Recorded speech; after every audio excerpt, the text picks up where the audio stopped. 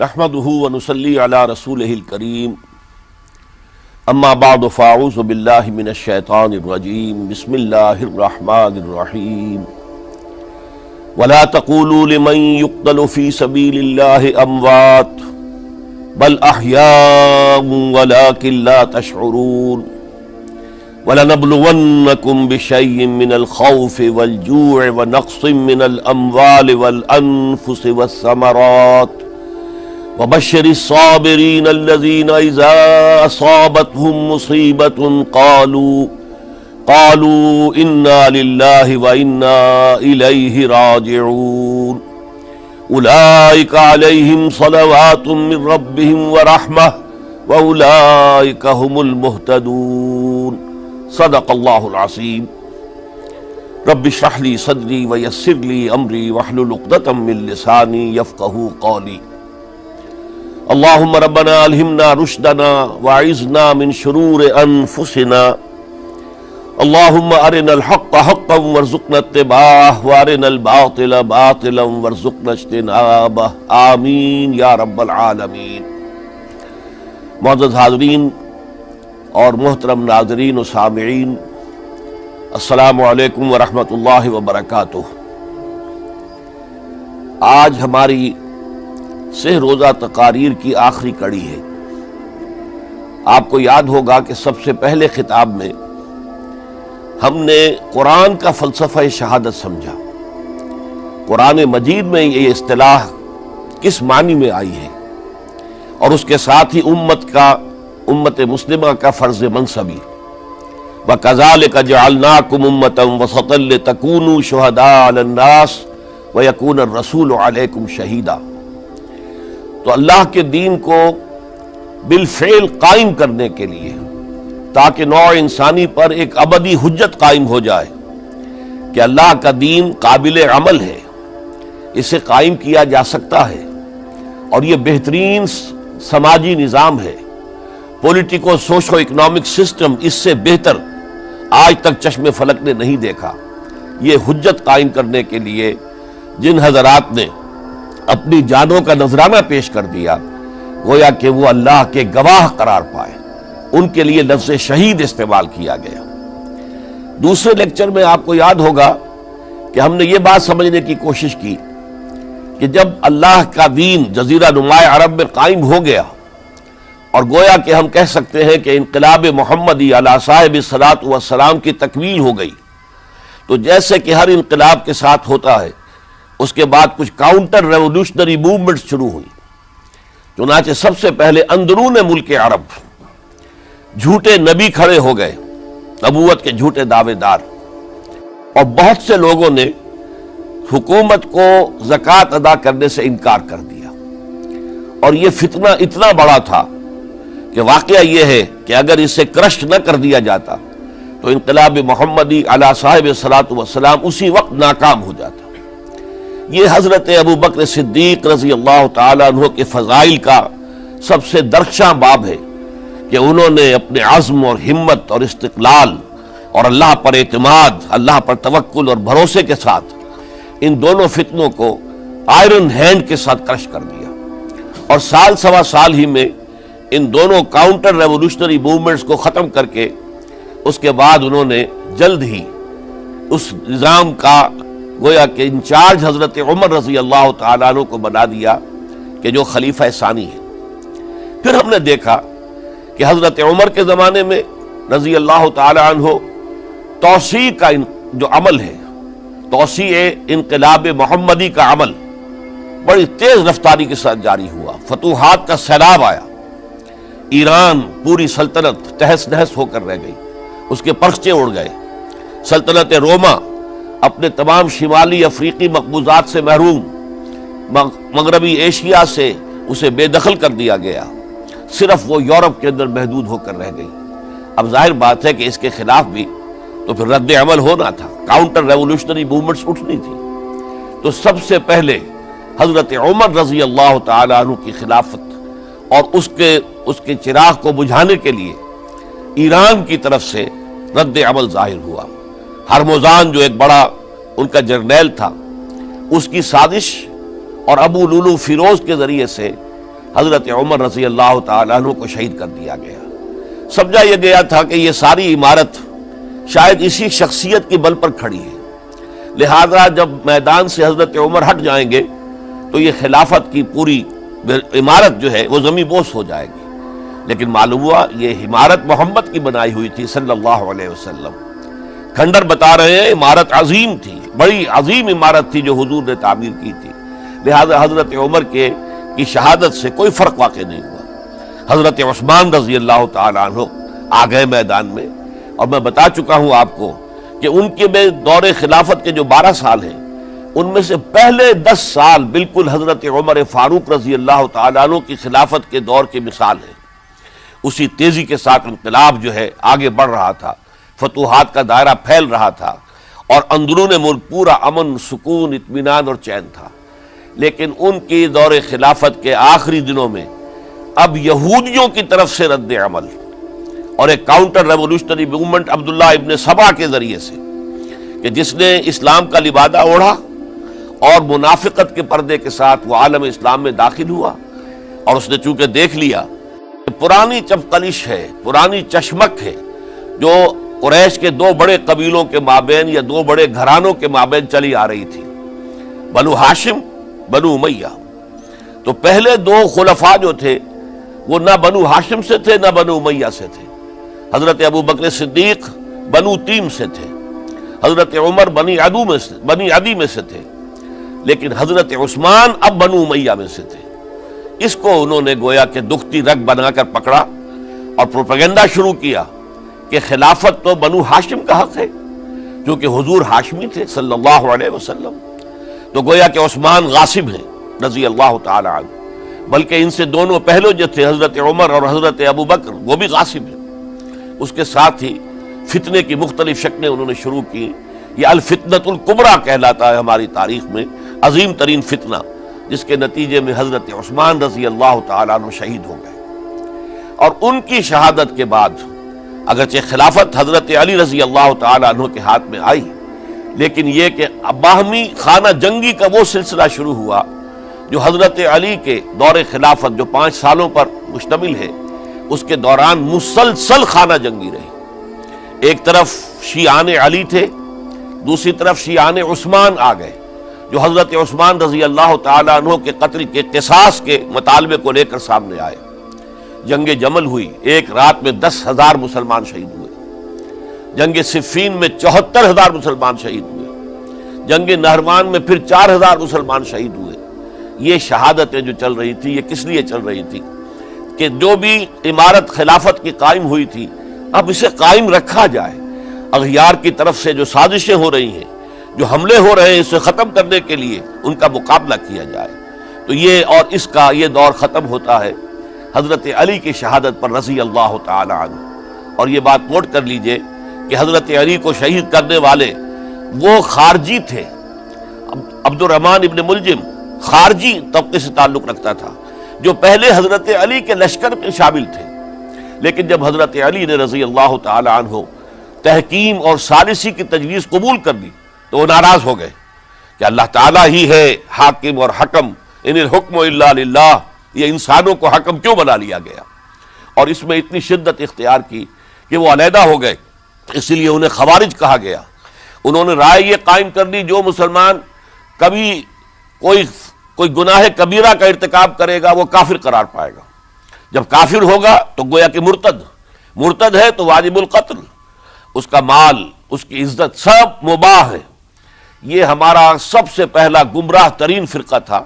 انہی میں سے 3 افراد نے بیٹھ کر اسکیم بنائی کہ یہ 3 افراد ایسے ہیں کہ جن کو اگر میدان سے ہٹا دیا جائے تو شاید مسلمانوں کی باہمی خانہ جنگی ختم ہو جائے اور مسلمان پھر کسی ایک خلیفہ پر راضی ہو جائیں، اور یہ تینوں کافر ہیں، معاذ اللہ ثم معاذ اللہ۔ حضرت علی کافر ہیں، ان کو قتل کرنے کی ذمہ داری عبد الرحمن ابن ملجم نے لی۔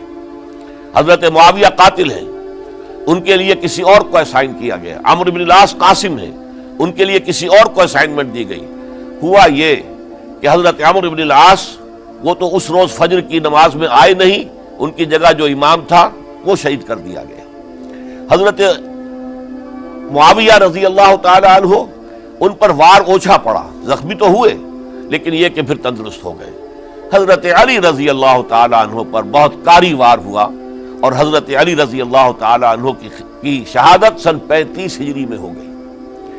یہ جو خلافت راشدہ کا اختتام یا تو سن 35 ہجری میں حضرت علی کی شہادت سے سمجھا جائے گا، یا میری ذاتی رائے ہے کہ نہیں، اس میں حضرت حسن کا دور خلافت بھی شامل ہونا چاہیے۔ حضرت حسن کو کسی نے نامزد نہیں کیا تھا، نہ انہوں نے اپنی امیدواری کے ساتھ اپنے طاقت کے بل پر خلافت حاصل کی تھی، بلکہ حضرت علی سے جب یہ کہا گیا تھا کہ کیا ہم آپ کے بیٹے حسن کے ہاتھ پر بیعت کر لیں، تو انہوں نے فرمایا تھا کہ میں نہ تمہیں روکتا ہوں نہ حکم دیتا ہوں، یہ تمہارا معاملہ ہے، تم جسے مناسب سمجھو اس کے ہاتھ پر بیعت کر لو۔ حضرت حسن رضی اللہ تعالیٰ عنہ نے جن کے ہاتھ پر جو بیعت ہوئی، اب معاملہ یہ ہو گیا کہ امیر معاویہ رضی اللہ تعالی عنہ وہ ایک لشکر لے کر شام سے چلے۔ حضرت حسن 50,000 آدمیوں کے ساتھ ادھر سے نکلے، لیکن یہ ہے کہ انہیں محسوس ہو گیا تھا کہ میرے ساتھیوں میں ایسا فسادی عنصر بھی موجود ہے جو عبداللہ ابن سبا کے ساتھیوں میں سے، کہ وہ کسی اچھے کام کو پسند نہیں کرتا، لہذا انہوں نے پھر صلح کی پیشکش کی۔ حضرت معاویہ کو پیغام بھیجا کہ میں مصالحت چاہتا ہوں، بتائیے شرائط کیا ہیں۔ حضرت معاویہ نے بلینک پیپر بھیج دیا، سادہ کاغذ، کہ آپ جو شرائط چاہیں اس پر لکھ دیں، وہ مجھے قبول ہو گئے۔ حضرت حسن نے رضی اللہ تعالیٰ عنہ شرائط لکھ دی، حضرت معاویہ نے قبول کر لی، تو حضرت حسن دستبردار ہو گئے خلافت کے دعوے سے، اور اس کے بعد پھر حضرت امیر معاویہ کی خلافت کی بیعت کی گئی۔ اس سے پہلے انہوں نے خلافت کی بیعت نہیں لی تھی۔ یہ ہے سن 41 ہجری، اور اسے عام الجماع کہا جاتا ہے، یعنی یہ اختتام ہے مسلمانوں کی خانہ جنگی کے دور کا۔ پھر جمعیت ایک ہو گئی، پھر عالم اسلام متحد ہو گیا۔ اب پورا کا پورا عالم اسلام حضرت امیر معاویہ کے زیر خلافت تھا۔ اور حضرت امیر معاویہ کون ہے؟ وہ خود ایک صحابی رسول ہے، جلیل القدر صحابی رسول ہیں، اور آپ کو میں نے کل بھی بتایا تھا کہ حضرت معاویہ رضی اللہ تعالی عنہ کی ایک ہمشیرہ ام حبیبہ رضی اللہ تعالی عنہ حضور کے ازواج مطہرات میں سے ہیں، تو حضور کے گویا کے برادر نسبتی ہوئے۔ جو چند لوگ جو وحی کے لکھنے پر جو کاتبین وحی جو حضور نے مقرر کیے تھے، ان میں سے ایک حضرت معاویہ بھی ہے۔ پھر حضرت معاویہ کے لیے حضور کی دعا ہمیں ملتی ہے، اللہم اجعلہ ہادیا مہدیا، اے اللہ اسے ہادی ہدایت دینے والا بنا دے اور مہدی بنا دے جو ہدایت یافتہ ہو۔ تو یہ ان کی شان ہے۔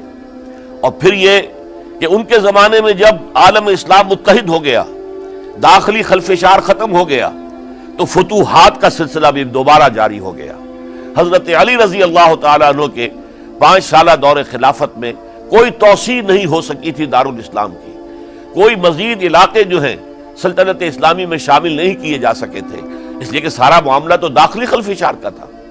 جو خانہ جنگی ہو رہی تھی، ایک دوسرے کی تیروں اور تلواروں اور نیزوں سے 1 لاکھ کے قریب مسلمان ختم ہو گئے تھے، تو اندر سے گویا کہ موشن ٹوٹ گیا اس سیلاب کا۔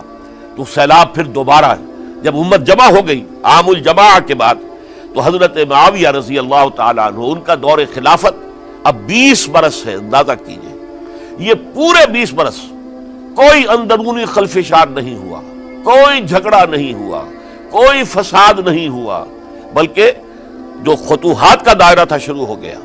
بکرار اور سندھ کے علاقے فتح ہوئے، کابل اور یہ افغانستان کا علاقہ فتح ہوا، ترکستان کے علاقوں کے اندر پیش قدمی ہوئی، ادھر یہ کہ قیصر سلطنت روما کا اس کے مرکزی شہر قسطنطنیہ پر حملہ کیا گیا، جس کے لیے کہ حضور کی حدیث موجود تھی پیشن گوئی کے طور پر، اول جیش یغزو مدینۃ القیصر مغفورون لہم۔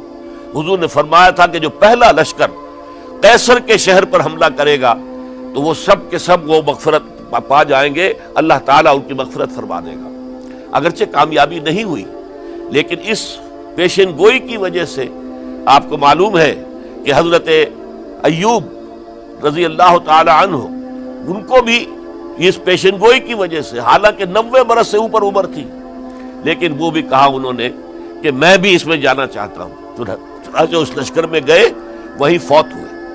بہرحال یہ سارے کارنامے اپنی جگہ پر، امن و امان اپنی جگہ پر، اس کے باوجود اہل سنت والجماعت حضرت معاویہ کے دور خلافت کو خلافت راشدہ میں شامل نہیں سمجھتے۔ اس کی وجہ کیا ہے؟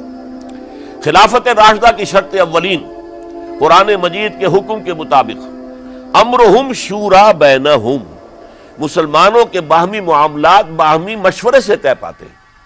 حضرت ابوبکر صدیق رضی اللہ تعالیٰ عنہ سقیفہ بنی سعدہ کے اندر مشورے کے بعد ان کو منتخب کیا گیا اور ان کے ہاتھ پر بیعت ہوئی۔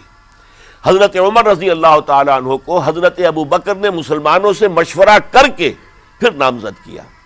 حضرت عثمان کے لیے حضرت عمر رضی اللہ تعالیٰ عنہ نے اپنے جانشین کے لیے 6 افراد پر مشتمل کمیٹی بنا دی، جو بڑے سے بڑے جو اصحاب جو جن کے بارے میں کہا گیا ہے کہ جن کو دنیا ہی میں بشارت دے دی گئی تھی، جو عشرہ مبشرہ میں سے جو باقی تھے، ان کے اوپر مشتمل کمیٹی بنا دی کہ آپ لوگ طے کر لیں اور اپنے سے کسی ایک پر جمع ہو جائیں۔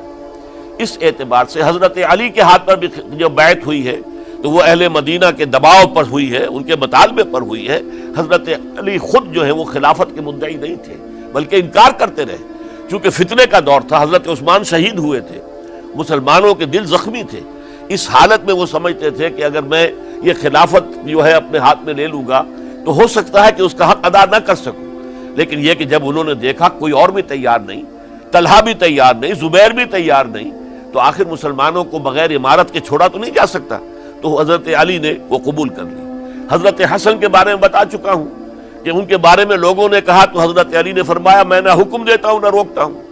لیکن حضرت امیر معاویہ رضی اللہ تعالیٰ عنہ صحابی بھی ہے، حضور کے قرابت دار بھی ہے، کاتبین وحی میں سے بھی ہے، پھر ان کا دور حکومت امن، سکون، اطمینان ہر طرح سے جو ہے 20 برس تک کوئی داخلی خلفشات نہیں ہوا، کوئی فساد نہیں ہوا، کوئی باہمی جنگ و جدل نہیں ہوا، بلکہ فتوحات کا دائرہ آگے بڑھا۔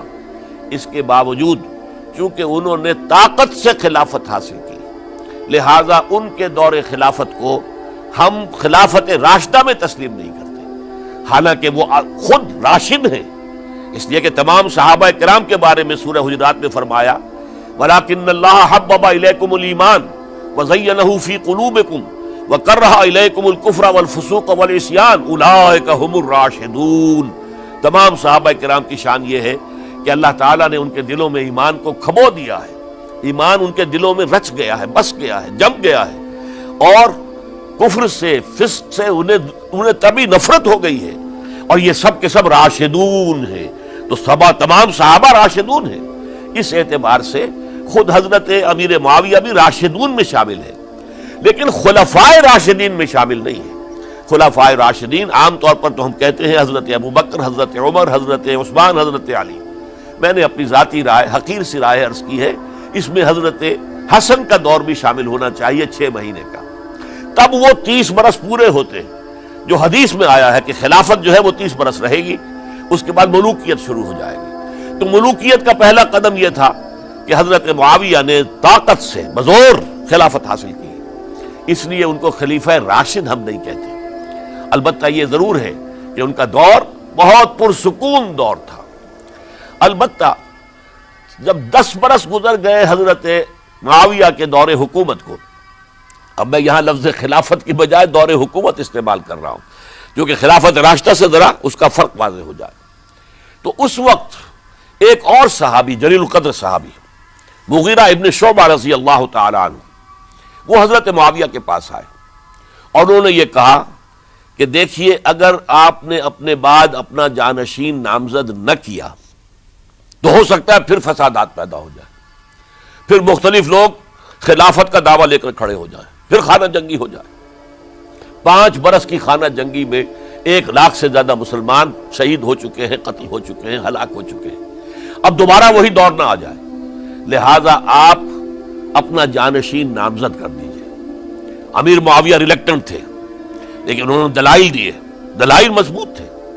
انہوں نے کہا کہ اب کبار صحابہ دنیا سے رخصت ہو چکے، وہ جماعت کہ جن کی تربیت اور تزکیہ، جن کی تعلیم حضور نے خود کی تھی اور ان کو اندر سے پاک کر دیا تھا، ان کی نیتیں بالکل پاک ہو چکی تھی، کوئی نفسانیت ان میں نہیں رہی تھی، وہ جماعت تو اکثر و بیشتر اب ختم ہو چکی، فوت پا چکے، وفات ہو چکی، لہذا اب جو ہے اکثر و بیشتر نو مسلم ہیں۔ جو بعد کے فتوحات کے ذریعے سے اسلام لائے ہیں، لہذا ان کے اندر نہ وہ پختگی ہے، نہ ان کے اندر وہ تقوی ہے، نہ تدین ہے، نہ اصول پرستی ہے۔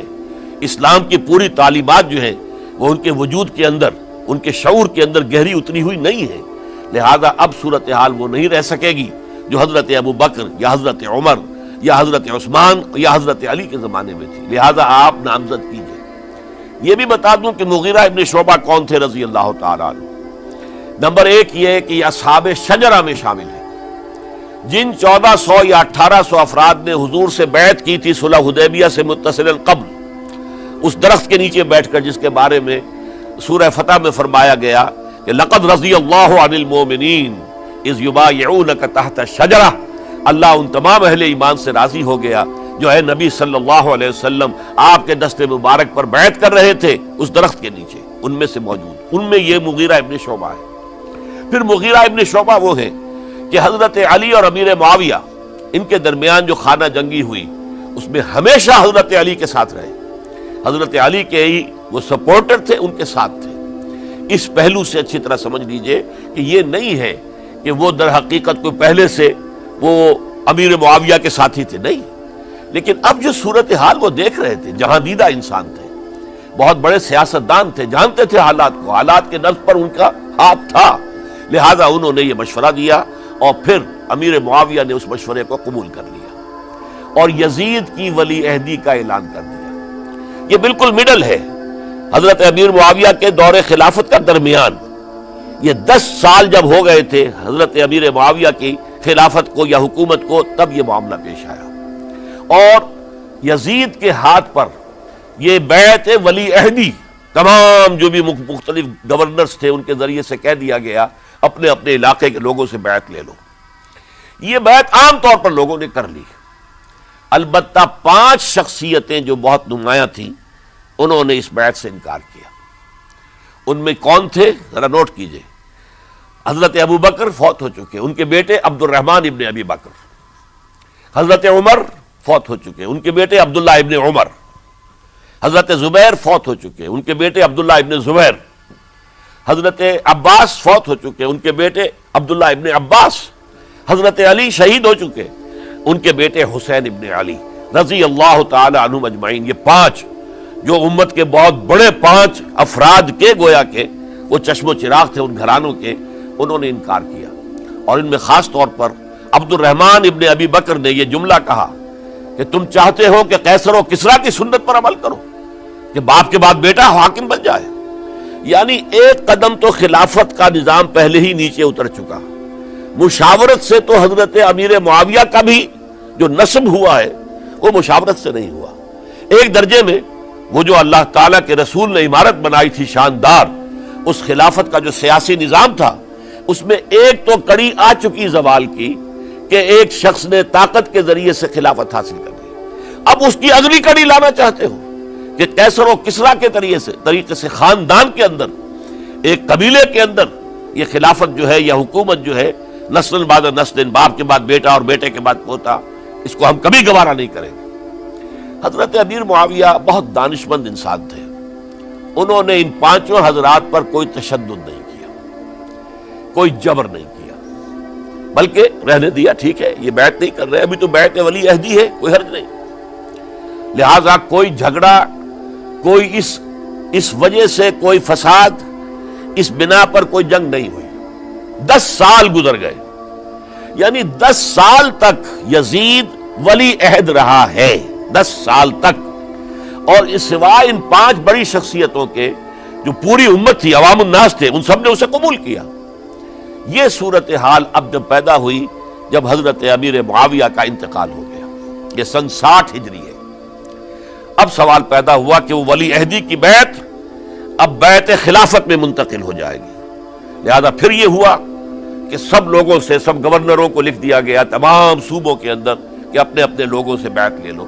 ظاہر بات ہے کہ وہاں کوئی ریفرنڈم نہیں ہوتا تھا، کوئی ووٹ نہیں ہوتے تھے کہ اس کی پرچیاں ڈالی جا رہی ہوں، ایک ایک شخص سے رائے لینا نہیں ہوتی تھی، بلکہ اس وقت کی جمہوریت یہ تھی اور شورائیت یہ تھی کہ ڈیفرنٹ کلینز ہیں، ڈیفرنٹ فیملیز ہیں، ڈیفرنٹ ٹرائبز ہیں، ان کے سردار، ان کے بڑے لوگ، ان کے اہم لوگ بیعت کر لیں تو گویا کہ سب کی بیعت ہو گئی۔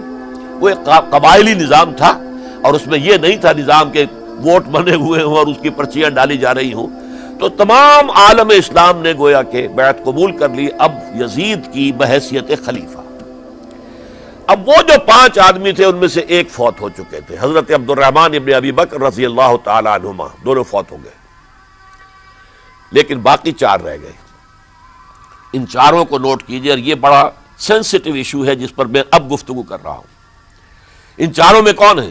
عبداللہ ابن عباس، عمر میں سب سے بڑے وہ ہیں، اور ان کی شان یہ ہے کہ انہیں حبر الامہ کہا گیا ہے، امت کے سب سے بڑے عالم، اور قرآن مجید کے وہ سب سے پہلے مفسر ہیں۔ اصل جو جتنی بھی تفسیری روایات ہمیں ملتی ہیں حضرت عبداللہ ابن عباس کے شاگردوں سے، تابعین سے، لہذا ان کا بہت اونچا مقام ہے۔ حضرت عبداللہ ابن عمر، ان کا مقام بھی آپ کو معلوم ہے، حدیثوں کی کتنی بڑی تعداد ہے جو عبداللہ ابن عمر سے مروی ہے، اور اس کو سلسلۃ الذہب کی پہلی کڑی کہا جاتا ہے۔ روایت حدیث میں جو سنہری زنجیر ہے اس کا آغاز حضرت عبداللہ ابن عمر ہے۔ ایک طرف یہ دونوں ہو گئے، ان دونوں کی رائے کیا ہوئی؟ اگرچہ کام غلط ہوا ہے، یہ اس طریقے سے قیصر و کسریٰ کی روایت پر عمل کرنا غلط ہے، لیکن یہ اتنی بڑی غلطی نہیں ہے کہ اس کی وجہ سے باہمی جنگ و جدال ہو، خوریزی ہو، ایک دوسرے کی گردنیں کاٹی جائیں اور فتنہ و فساد پیدا کر دیا جائے۔ لہذا انہوں نے یزید کی بیعت کر لی۔ 2 حضرات رہ گئے، یہ نسبتاً نوجوان ہیں، ان دونوں کی پیدائش ہجرت کے بعد ہوئی ہے۔ ہجرت کے بعد پہلا بچہ جو مہاجرین میں پیدا ہوا ہے وہ عبداللہ ابن زبیر ہے، بلکہ کچھ عرصے تک مہاجرین میں جب کوئی پیدائش نہیں ہوئی تو وہ مکے مدینہ کے منافقین نے کہنا شروع کر دیا تھا کہ یہ یہاں کے کمزور ہو گئے، نامرد ہو گئے، ان کی اولاد اب چلے گی نہیں۔ تو عبداللہ ابن زبیر جب پیدا ہوئے، اور آپ کو معلوم ہونا چاہیے وہ حضرت ابوبکر صدیق کے نواسے ہیں، حضرت عائشہ صدیقہ کی ہمشیرہ حضرت اسماء کے بیٹے ہیں عبداللہ ابن زبیر، اور زبیر بہت شجاع، بہت ہی بہادر انسان تھے۔ تو عبداللہ ابن زبیر کے اندر بھی وہی کیفیات تھی۔ انہوں نے کہا نہیں، اس غلطی کو ہم برداشت نہیں کریں گے، خونریزی ہوتی ہے تو ہو، لیکن ہم اسلامی نظام کو نیچے اترتا ہوا نہیں دیکھ سکتے۔ جیسے کبھی حضرت ابوبکر نے فرمایا تھا ایبدل الدین وانا حی، کیا دین میں ترمیم اور تنسیخ کر دی جائے گی؟ دین کو بدل دیا جائے گا، دین میں تحریف کر دی جائے گی جبکہ میں ابھی زندہ ہوں؟ میں جیتے جی یہ نہیں ہونے دوں گا۔ حضرت عبداللہ ابن زبیر کی یہ رائے ہوئی، وی ہیو ٹو چیلنج، ہم مقابلہ کریں گے، ہم اسے پیسیولی قبول نہیں کریں گے۔ انہوں نے بیعت سے انکار کیا اور مدینہ چھوڑ کر مکے جا کر حرم کے اندر پناہ گزین ہو گئے۔ یہی معاملہ حضرت حسین ابن علی رضی اللہ تعالی عنہما کا تھا، وہ بھی نہایت شجاع، نہایت جری، نہایت بہادر۔ انہوں نے بھی کہا کہ یہ غلط قیصر و کسریٰ کی روایت جو شروع ہو رہی ہے اسے ہم نے ریزسٹ کرنا ہے اور اسے ہم آگے نہیں چلنے دیں گے۔ ان پر بھی جب دباؤ ڈالا گیا کہ بیعت کرو تو وہ کچھ وقت مان کر، کہ دیکھیے میں ایسا شخص نہیں ہوں کہ تنہائی میں علیحدہ کمرے میں بیٹھ کر بیعت کروں، جب عمومی بیعت لوگے تم سب سے تو میں بھی آ جاؤں گا، اس وقت لوگ فیصلہ کریں گے۔ تو بس اس وجہ سے پھر وہ گورنر جو تھا اس وقت مدینے کا، اسے اجازت لے کر آ گئے اور راتوں رات وہاں سے نکل کر وہ بھی مکے پہنچ گئے۔ تو اب یہ 4 جو ہیں 2 گروہوں میں تقسیم ہو گئے، 2+2۔ 2 کی رائے یہ ہوئی کہ بات غلط ہے، لیکن اس کی بنا پر خونریزی، جنگ و جدال، جنگ آپس میں خونریزی کرنا یہ صحیح نہیں ہے، بلکہ مصلحت اس میں ہے کہ اس کو قبول کر لیا جائے۔ پھر اللہ تعالیٰ کو بہتر حالات پیدا کرے گا اس کے ذریعے سے، تعلیم کے ذریعے، تلقین کے ذریعے سے، جیسے نبی اکرم صلی اللہ علیہ وسلم نے اتنا عظیم انقلاب برپا کیا تھا۔ ہم کوشش کریں گے کہ نظام حکومت کی اصلاح ہو جائے، لیکن اس وقت اگر ہم اڑ گئے تو پھر گویا کہ خونریزی اور فساد اور باہمی جو جنگ ہے وہ شروع ہو جائے گی۔ اور 2 حضرات کی رائے ہوئی کہ نہیں، ہمیں ہر صورت میں ریزسٹ کرنا ہے، خونریزی ہوتی ہے تو ہو، ہمیں جانے دینی پڑتی ہے تو دیں گے، ہم شہادت قبول کریں گے، لیکن اس غلطی کو قبول نہیں کر سکتے۔ تو میں اس کے لیے عرض کر رہا ہوں، یہ تیسری شہادتوں کا جو دور شروع ہوا ہے، پہلا شہادتوں کا دور حضور کا دور، دین کو قائم کرنے کی جد و جہد میں جنہوں نے جانیں دی ہیں۔ دوسرا دور اس دین کے خلاف جو کاؤنٹر ریولوشنری موومنٹس آئی ہیں ان کو رفع کرنے کے لیے جانے دینا. ہزاروں صحابہ کی جانیں اس میں بھی گئی ہیں. مسیلمہ ابن کذاب ہو یا مانعین زکوٰۃ ہو، ان کے خلاف جو جہاد ہوا. پھر ظاہر بات ہے کہ حضرت عثمان رضی اللہ تعالیٰ عنہ کے بعد جو فساد ہوا وہ شہادتیں کیا تھی؟ اس دین کے نظام کو قائم رکھنے کے لیے انٹیکٹ رہے، دشمن اس کے اندر رکھنے ڈالنے میں کامیاب نہ ہو جائے. اب تیسرا دور وہ آ رہا ہے کہ جب کہ داخلی طور پر اس نظام خلافت کے اندر زوال شروع ہو رہا ہے. اس زوال کو روکنے کے لیے کہ وہ اپنی اصل جو خلافت کا نظام اللہ نے اور اس کے رسول نے دیا ہے اس کی بنیاد پر قائم رہے، لہذا ہم ریزسٹ کریں گے اس تبدیلی کو اور میدان میں آ کر مقابلہ کریں گے. یہ حضرت عبداللہ ابن زبیر رضی اللہ تعالی عنہما اور حسین ابن علی رضی اللہ تعالی عنہما، اب ان دونوں میں ایک اختلاف ہوا. حضرت عبداللہ ابن زبیر کی رائے یہ تھی کہ یہ مکہ ہے، یہ اللہ کا گھر ہے، یہ حرم ہے، اور یہاں کے لوگ بہت سے برے اثرات سے ابھی تک بچے ہوئے ہیں، پاک ہیں، لہذا ہمیں یہاں رہنا چاہیے. اس کو مرکز بنا کر ظاہر بات ہے اسی مکے سے محمد الرسول اللہ صلی اللہ علیہ وسلم نے دعوت شروع کی تھی، وہیں سے وہ پھیل کر جو ہے ایک عظیم انقلاب کی شکل اس نے اختیار کی تھی، ایک عظیم مملکت جو ہے حضور چھوڑ کر گئے تھے. تو ہمیں مکے میں رہ کر ہی اپنی تحریک شروع کرنی چاہیے. لیکن ادھر حضرت علی کے پاس پیغام آ رہے تھے کوفے سے. کوفہ چونکہ حضرت حسین کے پاس پیغام آ رہے تھے کوفے سے، چونکہ کوفے کو حضرت علی نے دارالخلافہ بنا لیا تھا اور وہاں سمجھا جاتا تھا کہ حضرت علی کے ہمدرد اور حضرت شیعان علی جنہیں ہم کہیں ان کے ساتھی ہم خیال یہ لوگ ہیں کثرت کے ساتھ. اور وہاں سے اب خطوط کا تانکا شروع ہو گیا، آپ یہاں آئیے، ہم بےتاب ہیں، آپ کا استقبال کریں گے، آپ کے ہاتھ پر بیعت کریں گے، تاکہ یہ جو قیصر و کسریٰ کی سنت شروع ہو رہی ہے اس کو روکا جا سکے. وہ تانتا بنا ہوا ہے خطوط کا. تو حضرت حسین رضی اللہ تعالیٰ عنہ نے فیصلہ کر لیا کہ میں کوفے جاؤں گا. حضرت زبیر روکتے رہ گئے کہ نہیں، کوفیوں پر اعتماد نہ کیجیے، یہ زبانی کلامی ساتھ دیتے ہیں، جب ڈنڈا چلتا ہے تو پھر یہ ہٹ جاتے ہیں میدان سے، ان پر اعتماد نہ کریں آپ. لہذا یہی مکے میں رہیے اور ہم دونوں مل کر ایک بڑی طاقت بن جائیں گے. اور یہ مکہ جو ہے ہمارے لیے حصار ہے، یہ ہمارے لیے پناہ گاہ ہے، یہاں سے اس دعوت کا آغاز کیا جائے. اب یہ افسوس ہے اسے اللہ کی مشیت سمجھا جائے، اللہ کی مرضی ہے. جو کچھ ہوتا ہے وہ تو بے اذن رب ہوتا ہے. اللہ اپنی مصلحتوں سے ہم سے زیادہ واقف ہے، ہم تو نہیں سمجھ سکتے. حضرت حسین نے فیصلہ کیا اور ڈٹ گئے اس فیصلے پر کہ میں کوفے جاؤں گا. اب یہ بھی بات قرآن مجید میں آیا ہے، حضور سے خطاب کر کے فرمایا گیا فَإِذَا عَزَمْتَ فَتَوَكَّلْ عَلَى اللَّهِ. جب ایک مرتبہ آپ ایک ارادہ کر لیں تو پھر اللہ پر توکل کیجئے. پھر یہ نہیں کہ کبھی آگے کبھی پیچھے جاؤں یا نہ جاؤں، یہ نہیں، یہ تردد یہ نہیں، بلکہ یہ کہ ایک فیصلہ کر کے ڈٹ جائیے، اس لیے کہ جو بھی نتیجہ ہے وہ تو اللہ کے ہاتھ میں ہے. لہذا اللہ پر توکل کیجئے. فَإِذَا عَزَمْتَ فَتَوَكَّلْ عَلَى اللَّهِ. لہذا سب نے سمجھایا حضرت حسین کو کہ آپ کوفے نہ جائیں. سمجھانے والوں میں حضرت عمر بھی تھے رضی اللہ، حضرت عبداللہ ابن عمر بھی تھے رضی اللہ تعالی عنہ. اگرچہ کوئی قرابت داری جو ہے قریبی نہیں تھی، لیکن بہرحال امت کی ایک شخصیت، عظیم شخصیت تھے.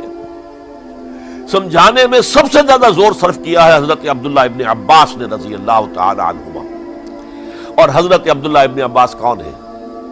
ایک رشتے سے حضرت حسین کے چچا ہیں، ایک رشتے سے حضرت حسین کے نانا ہیں. کیوں؟ حضرت علی اور حضرت عبداللہ ابن عباس چچا زاد بھائی ہیں. عباس کے بیٹے، ابو طالب کے بیٹے، عباس اور ابو طالب بھائی ہیں. تو یہ فرسٹ کزن تھے حضرت علی اور عبداللہ ابن عباس رضی اللہ تعالی عنہ. لہذا انہوں نے جب کہا تو گویا کہ ایک چچا، ایک بزرگ سمجھا رہا ہے. اور دوسرے رشتے سے حضور نانا تھے حضرت حسین کے، اور حضور بھی کزن تھے حضرت عبداللہ ابن عباس کے، چچا زاد بھائی ہیں. اس حوالے سے سمجھ لیجئے کہ حضور کے کزن نانا کے درجے میں آ گئے. تو یہ دو رشتے تھے حضرت عبداللہ ابن عباس کے، اور انہوں نے بڑی الہا زاری کے ساتھ، بڑی اپنے مقام سے نیچے اتر کر خوشامد کی ہے. حسین خدا کے لیے باز آ جا، حسین خدا کے لیے باز آ جا، حسین اگر جانا ہی ہے تو اپنے بال بچوں کو لے کر نہ جا.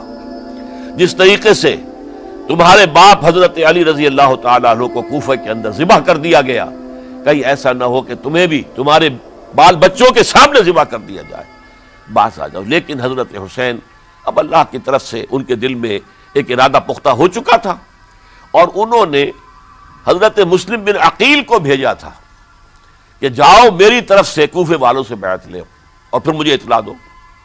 وہ گئے، وہاں 12,000 افراد نے بیعت کر لی۔ اب ان کا خط آ گیا کہ یہاں تو فضا بالکل ہموار ہے، اتنے لوگوں نے بیعت کی ہے، باقی بھی جیسے ہی آپ سامنے آ جائیں گے سب بیعت کر لیں گے، لہذا یہاں پر وہ ریزسٹنس کے لیے گویا کہ ہمارے پاس طاقت اس کوفے کے اندر بہت مضبوط طاقت ہوگی کہ ہم یزید کی حکومت کے خلاف ریزسٹ کر سکیں۔ اس کے بعد ہوا کیا؟ یزید نے عبید اللہ ابن زیاد کو گورنر بنا کر بھیج دیا۔ یہ شخص تھا بہت ڈنڈا چلانے والا، اس نے سختیاں شروع کی تو بہت سے لوگ اس بیعت سے تائب ہو گئے، لیکن مسلم بن عقیل وہ میدان میں آئے اور ان کے ساتھ ہزاروں آدمی آ گئے جنہوں نے بیعت کی تھی، ابھی تک بیعت پر قائم تھے، اور انہوں نے گورنر کے گھر کا گھیراؤ کر لیا۔ گورنر کے ساتھ 30-40 آدمی تھے کل، وہ چھتوں پر چڑھ گئے، وہاں سے پتھراؤ کیا، اور وہاں سے جو 30-40 آدمی کوفے کے تھے ان سے کہا تم اپنے اپنے لوگوں کو کہو کہ چلے جائیں واپس یہاں سے۔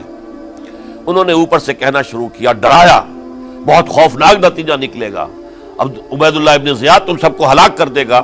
ایک ایک کر کے بھیڑ چھٹتی چلی گئی اور صرف چند افراد رہ گئے، اور اس کے نتیجے میں حضرت مسلم بن عقیل شہید کر دیے گئے، بلکہ ایک شخص حامی نے انہیں پناہ دی تھی کوفے میں، ان کو بھی قتل کر دیا گیا، شہید کر دیا گیا۔ اس پر یہ ہے کہ انہوں نے ایک شخص کے ذریعے سے پیغام دیا قتل کیے جانے سے پہلے کہ دیکھو میرا تو وقت آ گیا ہے، میں تو اب قتل ہو جاؤں گا، شہید کر دیا جاؤں گا، تو میرا پیغام حسین تک پہنچا دو رضی اللہ تعالی عنہ کہ یہاں یہ بغاوت ہو گئی۔ لوگوں نے، کوفیوں نے، الکوفی لا یوفی، کوفی جو ہے وہ پورا نہیں کرتا اپنے عہد کو اور وفا کو، اس کا ایک ثبوت ہمیں مل گیا ہے، یہ سب کے سب منحرف ہو گئے بیعت سے، آپ جہاں تک آ گئے وہاں سے واپس چلے جائیے۔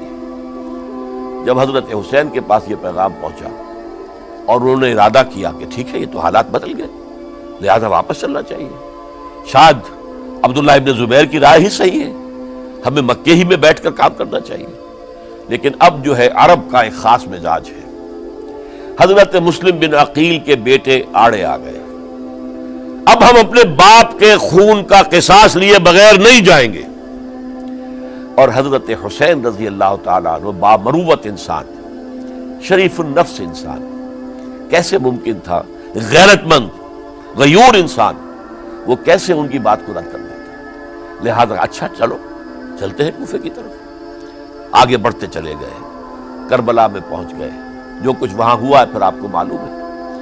اس میں یہ بات ہے پہلے 1000 کا لشکر بھیجا تھا عبید اللہ ابن زیاد نے، اس پر حضرت حسین رضی اللہ تعالیٰ عنہ نے جو باتیں کہیں وہ کچھ اثر انداز ہو گئے۔ ان کا افسر جو تھا حر بن یزید تمیمی، وہ بعد میں حضرت حسین کا حامی ہو گیا، اور حضرت حسین کے ساتھ ہی اس کو بھی شہادت نصیب ہوئی۔ پھر دوسرے کو بھیجا عمرو بن سعد۔ عمرو بن سعد بھی ایک بڑی عظیم شخصیت کا بیٹا تھا، حضرت سعد ابن ابی وقاص جو فاتح ایران تھے، اور جن کو غزوہ احد کے موقع پر حضور نے فرمایا تھا کہ اے سعد تیر چلاؤ، میرے ماں باپ تم پر قربان ہوں۔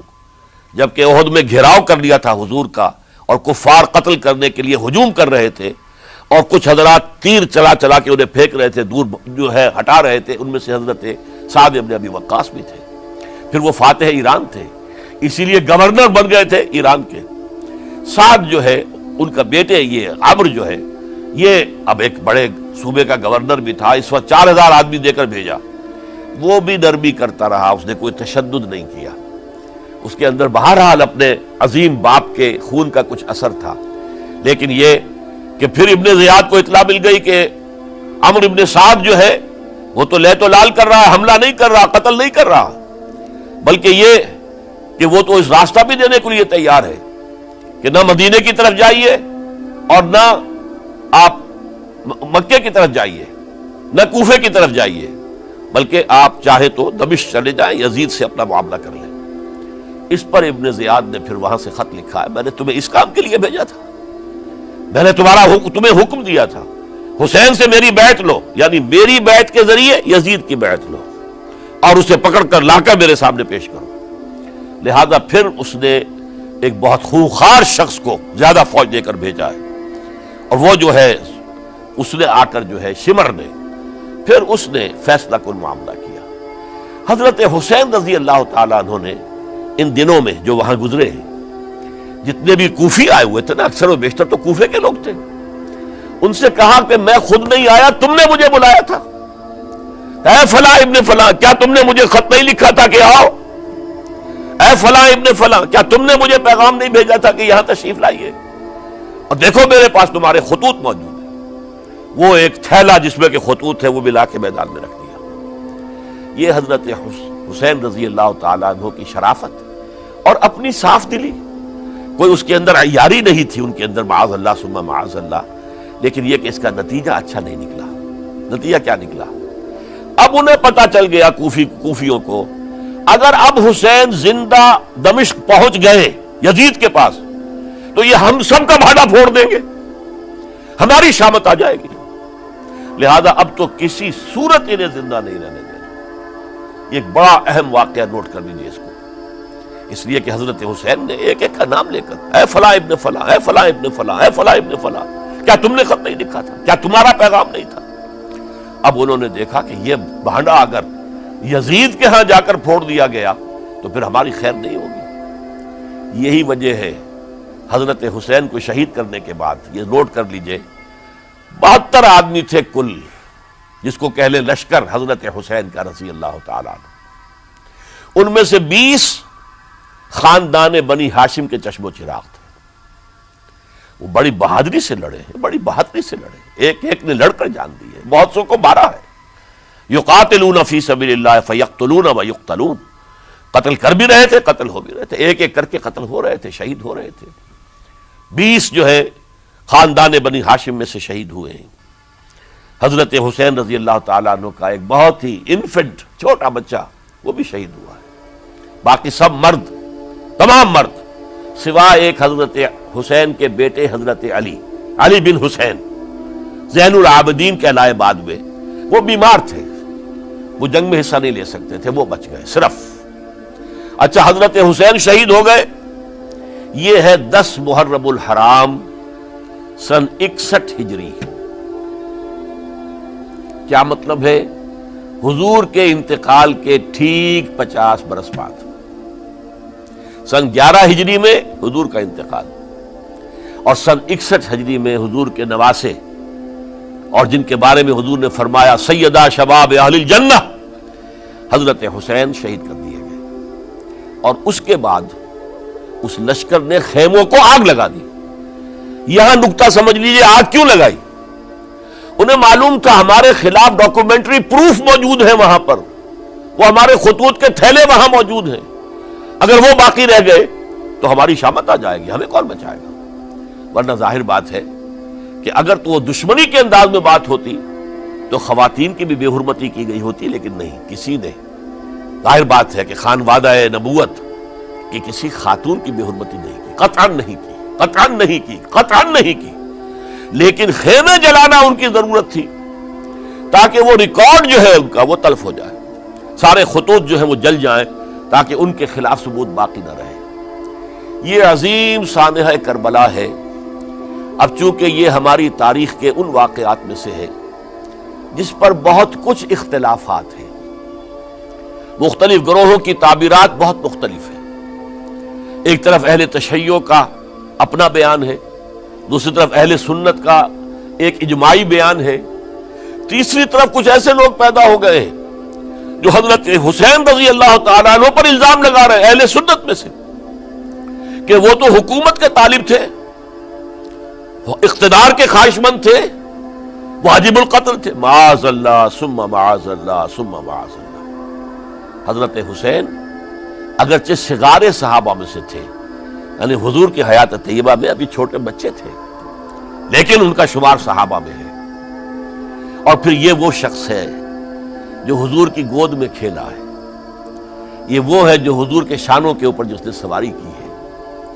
علامہ اقبال نے جیسے حضرت اسماعیل کے لیے کہا ہے کہ وہ فیضان نظر تھا یا کہ مکتب کی کرامت تھی، سکھائے کس نے اسماعیل کو آداب فرزندی۔ ظاہر بات ہے حضرت اسماعیل کسی اسکول اور مدرسے دارالعلوم میں پڑھے نہیں تھے کہ وہاں پتہ چلتا کہ والد کا حق کیا ہے۔ یہ فیضان نصر تھا، ابراہیم کی نگاہ کا یہ فیضان تھا کہ بیٹے کے اندر وہ جذبہ پیدا ہوا کہ یا ابت افعل ما تؤمر، ابا جان جو خواب آپ دیکھ رہے ہیں اور جو حکم آپ کو اس خواب کے ذریعے مل رہا آپ کر گزریے، ستجدنی انشاءاللہ من الصابرین۔ تو اسماعیل کا معاملہ اگر یہ تھا فیضان نظر سے، تو حضرت اسماعیل تو حضرت ابراہیم کے پاس زیادہ رہے بھی نہیں، وہ تو مکے میں رہے۔ حضرت عثمان جو حضرت ابراہیم تو شام میں رہتے تھے، کبھی کبھی آ جاتے تھے، بس اس سے زیادہ معاملہ نہیں تھا۔ وہ فیضان نظر حضرت اسماعیل کو تھا، تو حضور صلی اللہ علیہ وسلم کا فیضان نظر کتنا ہوگا اس کا آپ اندازہ کیجئے۔ یہ کوئی جنگ اقتدار نہیں تھی، معاذ اللہ ثم معاذ اللہ ثم معاذ اللہ، بلکہ انہوں نے اپنا ایک فرض منصبی سمجھا ہے کہ میرے نانا کا لایا ہوا نظام اور اس کے اصول اب ٹوٹ رہے ہیں۔ جیسے حضرت ابوبکر کا قول میں نے آج بھی آپ کو سنایا، ایبدل الدین وانا حی، کیا دین میں ترمیم اور تنسیخ کی جائے گی، دین کی باتوں کو بدل دیا جائے گا جبکہ میں ابھی زندہ ہوں۔ اسی طریقے سے گویا کہ زبان حال سے حضرت حسین اور عبداللہ ابن زبیر رضی اللہ تعالی عنہم ان دونوں نے یہ فیصلہ کیا کہ ہم روکیں گے اس کو۔ آپ اختلاف کر سکتے ہیں کہ حضرت حسین کی رائے صحیح تھی یا حضرت عبداللہ ابن عباس کی رائے صحیح تھی، یہ کہہ سکتے ہیں آپ، لیکن کسی کی نیت پر حملہ نہیں کر سکتے۔ اسی طریقے سے بعض لوگ جو ہے حضرت عبداللہ ابن عباس، عبداللہ ابن عمر، ان کی نیتوں پر حملہ کرتے ہیں۔ ان کو تو یزید نے دولت سے خرید لیا تھا، معاذ اللہ ثم معاذ اللہ ثم معاذ اللہ۔ یہ دونوں جلیل القدر صحابہ ہیں، یہ تو صغار صحابہ میں سے نہیں ہے، یہ جوان تھے پورے حضور کے زمانے میں، جنگوں میں حصہ لیا ہے۔ حضرت عبداللہ ابن عمر نے، عبداللہ ابن عباس نے رضی اللہ تعالیٰ عنہما، انہیں کوئی رقم نہیں خرید سکتی تھی، کوئی دولت نہیں خرید سکتی تھی۔ جو رائے انہوں نے قائم کی دیانتاً قائم کی۔ اور ہمارے ہاں اصول یہ ہے کہ جب کوئی نئی صورتحال پیدا ہو جائے اور اجتہاد کی ضرورت پیش آ جائے اور پوری کوشش کر کے مجتہد اجتہاد کر رہا ہے، تو اگر اسے غلطی بھی ہو جائے، مجتہد مخطی خطا کار، اس کو بھی اکیرا ثواب ملتا ہے، اور مجتہد مصیب وہ مجتہد کے جس کی رائے صحیح، جس کا فیصلہ صحیح، اسے دوہرا ثواب ملتا ہے۔ تو ان کے مابین ایک اختلاف رائے کا ہوا، اجتہاد کا ہوا۔ آیا یہ غلطی اتنی بڑی ہے کہ امت میں تفرقہ پیدا کیا جائے، امن و امان کو برباد کیا جائے، خوریزی کا بازار گرم کیا جائے، یا نہیں؟ دو کی رائے یہ ہوئی، ان کی مخلصانہ رائے تھی، ان کی دیانت دارانہ رائے تھی، ہم ان کی نیت پر حملہ نہیں کر سکتے، آپ اختلاف کرنا چاہیں تو کیجئے۔ اسی طرح حضرت عبداللہ ابن زبیر اور حضرت حسین ابن علی رضی اللہ تعالی عنہ، ظاہر بات ہے کہ ان کا بھی ایک اجتہادی رائے تھی کہ نہیں، یہ دین کے نظام کے اندر بہت بڑا رکھنا پڑ رہا ہے، یہ تو اب قیصر و کسریٰ کی سنت شروع ہو رہی ہے، یہ اسلام کے دین کے اوپر طریقہ نہیں، عمل نہیں ہو رہا ہے، تو ہم اسے اپنی جانوں کا نذرانہ دے کر بھی اسے روکیں گے، روکنے کی کوشش کریں گے، رکے نہ رکے ہم اپنی جانیں دے دیں گے۔ یہ بھی دیانت دارانہ رائے تھی، مخلصانہ رائے تھی، ان کی نیت پر کوئی حملہ کم سے کم اہل سنت والجماعت میں سے کسی شخص کو حق نہیں ہے۔ اس لیے کہ اہل سنت والجماعت کا کہنا یہ ہے، الصحابۃ کلہم عدول، صحابہ جتنے بھی ہیں وہ سب کے سب عدول ہیں، ان میں بدنیتی نہیں آ سکتی، خطا ہو سکتی ہے۔ اہل سنت کے نزدیک معصومیت خاصہ نبوت ہے، نبوت ختم ہو گئی محمد الرسول اللہ صلی اللہ علیہ وسلم پر، آپ کے بعد معصوم کوئی نہیں، ابو بکر بھی معصوم نہیں، عمر بھی معصوم نہیں، عثمان بھی معصوم نہیں، علی بھی معصوم نہیں رضی اللہ تعالیٰ عنہ اجمعین۔ تو معصوم کون ہوگا؟ عبداللہ ابن عباس بھی معصوم نہیں، عبداللہ ابن زبیر بھی جو ہے معصوم نہیں، حسین ابن علی بھی معصوم نہیں، اسی طریقے سے عبداللہ ابن عمر، عبداللہ ابن زبیر، کوئی معصوم نہیں۔ انہوں نے اپنی رائے قائم کی ہے، اس پر عمل کیا ہے دیانت دارانہ سنسیریٹی کے ساتھ، اور ان کے لیے اللہ تعالیٰ کے ہاں ہر طرح کا اجر و ثواب ہے، سب کے لیے۔ حضرت عبداللہ ابن زبیر کی رائے اس اعتبار سے بہتر ثابت ہوئی انہوں نے مکے میں پھر حکومت قائم کی، 9 برس تک ان کی حکومت قائم رہی، بنو امیہ ختم نہیں کر سکے اسے۔ سن 73 میں جا کر ان کی شہادت ہوئی ہے، اور ایک مرحلہ تو وہ بھی آیا تھا کہ شام اور مصر کی دونوں صوبے جو ہیں وہ بھی ان کے تحت آ گئے تھے۔ تو واقعہ یہ ہے کہ اگرچہ حضور نے ہمیں منع کیا ہے کہ کبھی یہ نہ کہا کرو کہ ایسا ہوتا تو ایسا ہو جاتا، نہیں، جو ہوا اللہ کی مرضی سے ہوا، اللہ کے اذن سے ہوا۔ حدیث کے الفاظ ہیں ان کلمۃ اللہ تفتح عمل الشیطان، یہ جو لو کاش یہ ہو جاتا، کاش یوں ہو جاتا تو بڑے اچھے نتیجے نکلتے، یہاں سے شیطان کا عمل شروع ہو جاتا۔ ورنہ واقعہ یہ ہے کہ دل سے یہ بات نکلتی ہے، اگر حضرت حسین اور عبداللہ ابن زبیر یکجا ہو جاتے اور مکے کو اپنا مرکز بنا کر جو عظیم مقصد انہوں نے اپنے سامنے رکھا تھا کہ یہ جو روایت غلط آ رہی ہے اسلام کے دینی سیاسی نظام کے اندر، اس کو ہم روکیں گے، تو اللہ تعالیٰ انہیں کامیابی عطا فرما دیتا۔ لیکن یہ پھر ہم کہیں گے ما شاء اللہ کان وما لم یشاء لم یکن، جو اللہ نے چاہا وہ ہوا، اور جو اللہ نے نہیں چاہا وہ نہیں ہوا۔ حضرت حسین کو وہ عظیم شہادت اللہ نے دینی تھی، وہ اونچا مقام عطا کرنا تھا، اور پھر ان کی عظیمت، ان کا صبر، ان کا ثبات، ان کا استقلال، معلوم ہوا کہ اللہ تعالیٰ نے انسانوں کے اندر کتنی کچھ طاقت رکھی ہوئی ہے اور کتنی کچھ صلاحیتیں اللہ نے ودیعت کی ہیں۔ وہ جس طرح ڈٹے رہے، کھڑے رہے، واقعہ یہ ہے کہ وہ بھی نوع انسانی کے لیے ہمیشہ کے لیے ایک سبق ہے، اور وہ سبق یہ ہے کہ آپ حق، جو بھی آپ حق سمجھیں اس حق کے اوپر ڈٹ کر کھڑے ہو جائیں، اور اس میں پرواہ نہ کیجئے کہ آپ کی نفری کم ہے یا آپ کے ساتھ تعداد زیادہ، کوئی خیال نہ کیجئے، اس کے فکر نہ کیجئے کہ حالات ادھر ہیں یا ادھر ہیں، حالات سازگار آپ کے دشمن کے ساتھ ہیں یا آپ کے ساتھ ہیں، کوئی فکر نہ کیجئے۔ حق حق ہے، اس کا ساتھ دینا لازم ہے، اس کے لیے جان دے دینا یہ سب سے بڑی کامیابی ہے۔ وَلَا تَقُولُوا لِمَن يُقْتَلُ فِي سَبِيلِ اللَّهِ أَمْوَاتٌ، ہرگز نہ کہنا ان کو جو اللہ کی راہ میں قتل ہو جائیں کہ وہ مردہ ہیں، بل احیاء، وہ تو زندہ ہیں، ولیکن لا تشعرون، یہ تمہیں شعور نہیں ہے۔ وَلَنَبْلُوَنَّكُمْ، اب یہ تمام مسلمانوں سے خطاب ہو رہا ہے، ہم تمہیں لازماً آزمائیں گے، بِشَيْءٍ مِّنَ الْخَوْفِ، خوف سے، وَالْجُوعِ، اور بھوک اور فقر و فاقے سے۔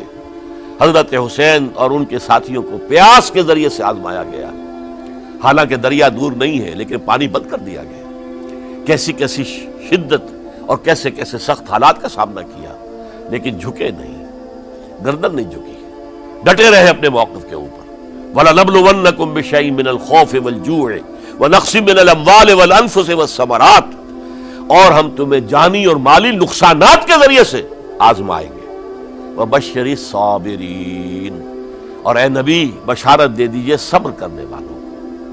الَّذِينَ إِذَا أَصَابَتْهُمْ مُصِيبَةٌ، وہ کہ جن کو اگر کوئی مصیبت آئے، ان پر نازل ہو جائے، قالوا، تو وہ کہیں گے اِنَّا لِلَّهِ وَإِنَّا إِلَيْهِ راجعون، ہم اللہ ہی کے ہیں، اللہ ہی کی طرف ہمیں لوٹ جانا ہے۔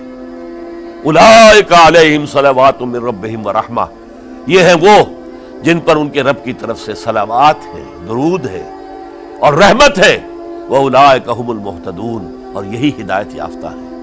اللہم ربنا اجعلنا منہم، اللہم ربنا اجعلنا منہم، میرے اور آپ کے لیے سبق یہ ہے، صرف حضرت حسین کا کوئی دن منا لینا یہ نہیں، ٹھیک ہے یاد تازہ کیجئے، بہت اچھی بات ہے، لیکن اس کا نتیجہ یہ نکلنا چاہیے کہ اگر حضرت حسین نے اپنی ہی نہیں، اپنے خاندان کی، اپنے اعزاء و اقربا کی، اپنے ساتھیوں کی جانوں کی قربانی پیش کر دی حق کے لیے، تو ہمیں بھی فیصلہ اور سبق یہ لینا چاہیے کہ ہمیں حق کا ساتھ دینا ہے، ہرچہ بعد چاہے اس کے نتائج کچھ بھی نکلے۔ اقول قولی ھذا واستغفر اللہ لی ولکم ولسائر المسلمین والمسلمات۔